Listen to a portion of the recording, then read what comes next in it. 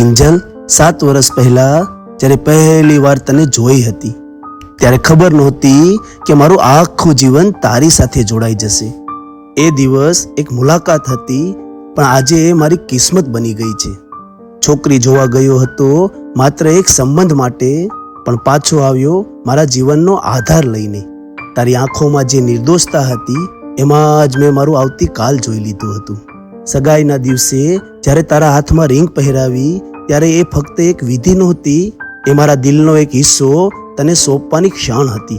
ત્યારે ખબર નહોતી કે આ હાથ મારી દરેક મુશ્કેલીમાં મને સંભાળી લેશે. લગ્નના દિવસે લીધેલા 7 ફેરા એ ફક્ત પરંપરા નહોતી, મારા જીવનની એક નવી જવાબદારી હતી. સુખમાં સાથ આપવાનો એ તો સરળ હતું, પણ દુઃખમાં હાથ ન છોડવાનો એ સાચો અર્થ આજે સમજાયો છે. ક્યારેક જીવન ભારે લાગ્યું, ક્યારેક મન થાકી ગયું, ક્યારેક જવાબદારીઓનો ભાર છાતી પર પથ્થર જેવો લાગ્યો. પણ દરેક વખત જ્યારે હું અંદરથી તૂટી રહ્યો હતો ત્યારે તું શાંતિથી મારી બાજુએ ઊભી હતી. તું બોલી નહીં, પણ તારી આંખો બોલતી હતી, ચિંતા ન કરો, હજી હું છું ને. અને પછી આપણા જીવનમાં આવી આપણી નાની દુનિયા, આપણી દીકરી આધ્યા. અને એ દિવસે કિંજલ, મેં તારી અંદર માત્ર પત્ની નહીં પણ એક મમતા ભરેલી માતા જોઈ. રાતભર જાગતી તું દીકરીને ગળે લગાવીને, મારી પણ નાની નાની જરૂરિયાતોનું ધ્યાન રાખતી તું. તારી થાકી ગયેલી આંખોમાં પણ પ્રેમની ચમક હતી.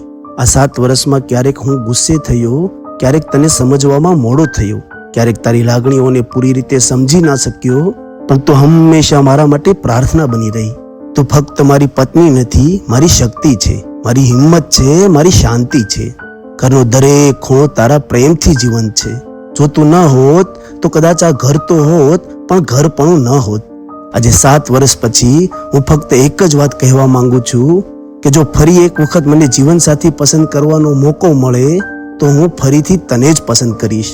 ફરી એ જ રીતે તને જોવા આવીશ, ફરી એ જ રીતે દિલ ધબકશે, અને ફરી એ જ રીતે મારું આખું જીવન તને સોંપી દઈશ. આ 7 વર્ષ ફક્ત સમય નથી, એ મારી ઓળખ છે, મારી ખુશી છે, મારી દુનિયા છે. અને આ દુનિયા મને તારા કારણે મળી છે. કિંજલ, તું મારી જિંદગીનું શાંત આકાશ છે, અને આધ્યા એ આકાશનો ચમકતો તારો છે. 7 વર્ષ પહેલા હાથમાં હાથ લીધો હતો, આજે દિલમાં દિલ વસાવી દીધું છે. તું સાથમાં હોય તો દરેક મુશ્કેલી નાની લાગે છે, અને આધ્યાનું હાસ્ય સાંભળું ત્યારે સમજાય છે કે ઈશ્વરે મને દુનિયાની સૌથી મોટી ભેટ આપી દીધી છે.